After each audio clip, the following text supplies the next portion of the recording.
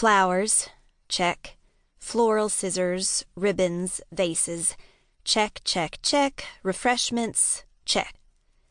I ripped open a package of generic chocolate chip cookies, selected a broken one, and crunched into it as I surveyed the room. When Felix and Georgina had purchased the house, many moons ago, they had big plans for their flower-themed business.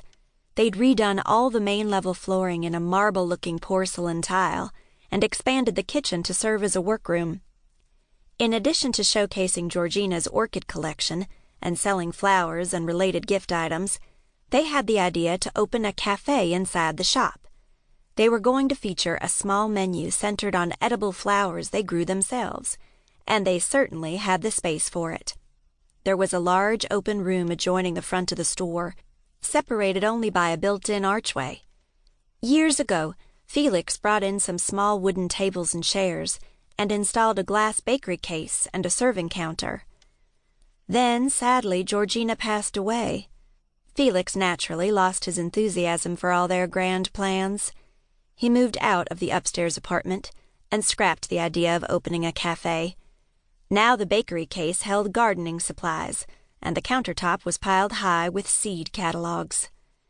Still, in spite of the clutter, the space was perfect for hosting workshops. When I talked Felix into teaching a bouquet-arranging class, he'd agreed it was a good idea. It would bring people into the shop and maybe even boost the store's image. Felix had to admit he didn't have as many customers as he used to.